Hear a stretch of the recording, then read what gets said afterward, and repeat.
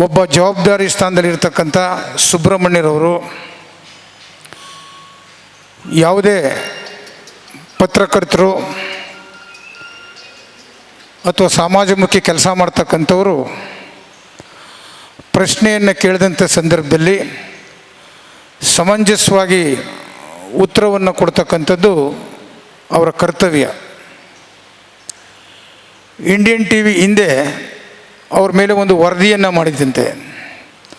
ಆ ವರದಿಯನ್ನು ಆಧಾರವಾಗಿಟ್ಕೊಂಡು ಕೆಂಡಗಣ್ಣಯ್ಯ ಮತ್ತು ರವಿ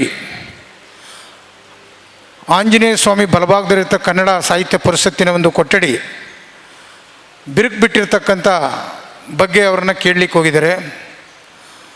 ಅರ್ಧ ಗಂಟೆಗಳ ಕಾಲ ಡಿ ಡಿ ಅವರು ಯಾವುದೇ ಅವಕಾಶವನ್ನು ಕೊಟ್ಟಿಲ್ಲ. ತದನಂತರದಲ್ಲಿ ತನ್ನ ಸಹಚರರ ಜೊತೆಲಿ ಹೊರಗಡೆ ಬರ್ತಾರೆ. ಹೊರಗಡೆ ಬಂದು ನಿಮ್ಮ ಇಂಡಿಯನ್ ಟಿ ವಿ ಮತ್ತು ನಿಮ್ಮ ವರದಿಗಾರರ ಜೊತೆ ನಾನು ಮಾತಾಡೋದಿಲ್ಲ, ನಾನು ಯಾವುದೇ ಥರದ ನಾನು ಹೇಳಿಕೆಯನ್ನು ಕೂಡ ಕೊಡಲಿಕ್ಕೆ ಹೋಗೋದಿಲ್ಲ, ನೀವು ನಡಿರಿ ಆಚೆಗೆ ಅಂತಕ್ಕಂಥ ಮಾತನ್ನು ಮಾತನಾಡ್ತಾರೆ.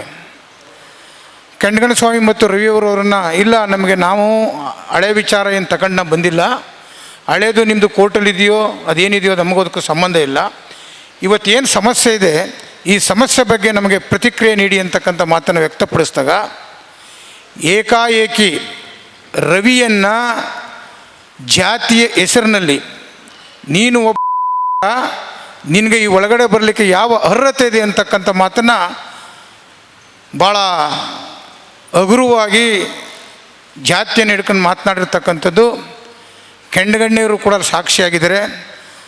ಮತ್ತು ಸುಬ್ರಹ್ಮಣ್ಯ ಸಾಚರರು ಅಲ್ಲಿ ಕೆಲಸ ಮಾಡ್ತಕ್ಕಂಥ ಗುತ್ತಿಗೆದಾರರ ಮೇಲೆ ಕೆಲಸ ಮಾಡ್ತಕ್ಕಂಥವ್ರು ಕೂಡ ರವಿ ಮೇಲೆ ಹಲ್ಲೆ ಮಾಡಿದ್ದಾರೆ. ಕೆಂಡಗಣ್ಣನ ಮೇಲೂ ಕೂಡ ಹಲ್ಲೆ ಮಾಡಿರ್ತಕ್ಕಂಥದ್ದು ಈಗಾಗಲೇ 27/2/2025 ದೇವರಾದ ಠಾಣೆಗೆ ದೂರು ಕೊಟ್ಟಿದ್ದಾರೆ.